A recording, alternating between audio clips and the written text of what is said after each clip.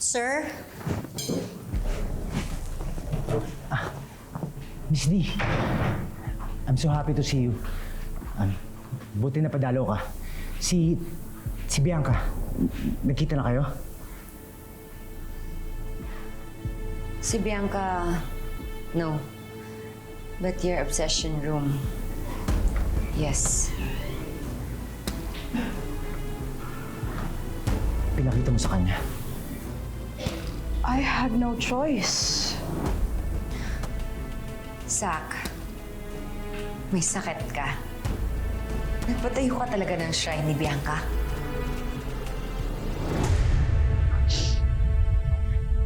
Sana dumating yung araw na magkasama tayong muli. Sana mahagkan ko kayo muli. Katulad ng lagi sinasabi sa akin ni tatay, na habang may buhay, may pag-asa.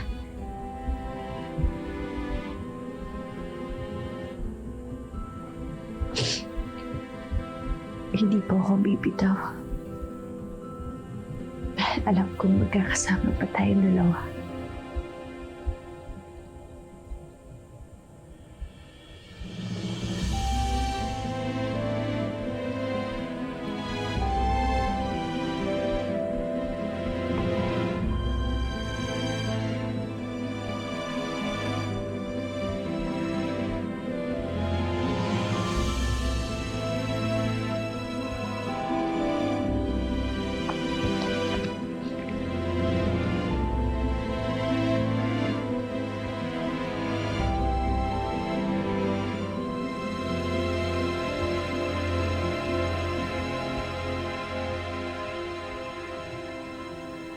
Miss D, mahal ko siya.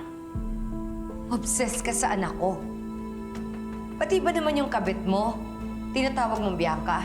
Pinagbibihis mong Bianca? Pretending that you're with Bianca? Nakakapangilapot ka! Oo, obsessed na ako sa anak niyo! Pero hindi ka lang nagpanggap ng babaeng kasama ko na siya si Bianca! Dahil siya si Bianca! May clone yung anak mo! Stop! Please, Zach! Ano ba? Wala na si Bianca! Walang clone ng anak ko! Kaya pwede ba itigil mo na yan?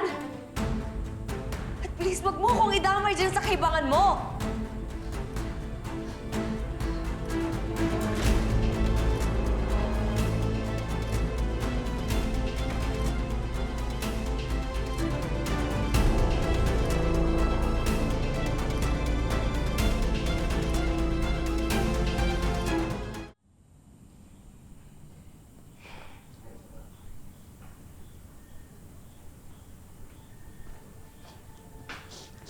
Magandang gabi po, ma'am. Nakabalik na po kami ni nanay.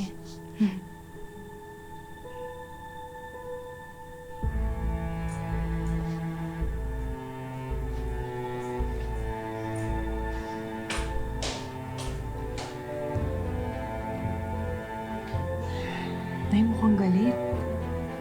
Hindi kaya bisado na tayo sa mga plano natin.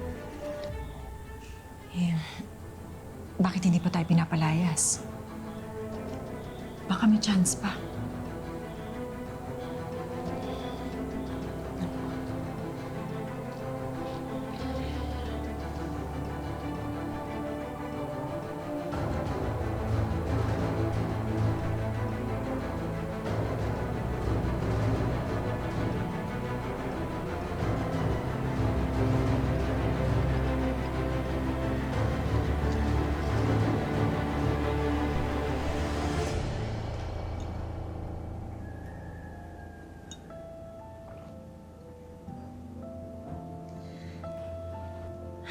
Dad, I'm so happy that you're back home. Basta ako masaya kasi nakalabas na ako ng ospital. Ganon? So, happy ka lang kasi nakalabas ka na ng hospital? Eh, yung makita kami ni Mama, Hindi ka ba nasisiyahan doon?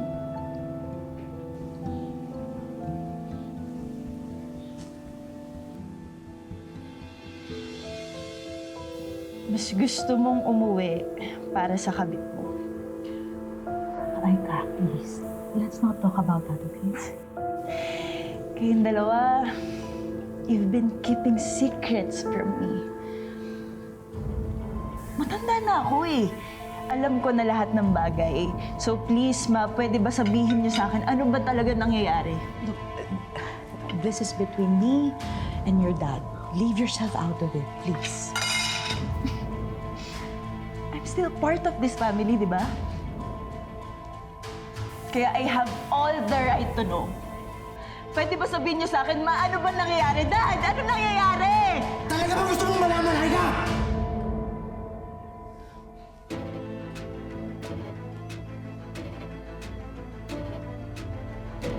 May mahal na akong iba. At hindi yun ang mami mo.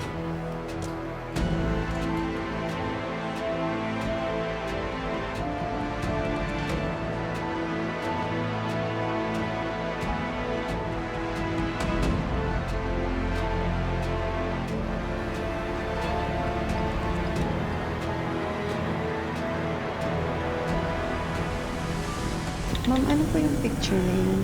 Pwede ko po ba makita? Oo naman. Siya si Bianca, ang anak ko. Ito po si Bianca? Anak niyo po? Oo. Bakit? Hindi kaya magkamag-anak sila ni Ma'am Dayan? Wala naman na siyang ibang kamag-anak. Magkamag-anak man o hindi. Hindi sila dapat magkita ni Ma'am Dayan. Eh, sigurado ako kukupin niya yan. Hindi pwede. Anong ganito ba naman? Naagawan ako ng pwesto. Naiiwan ko. Wala tayong mag-usap, Christy! Ano na naman ba problema mo? Ano to? Mga katibayan, binigay mismo sa akin nung clone ni Bianca. At dyan sa notebook na yan, malalaman mo yung katotohanan.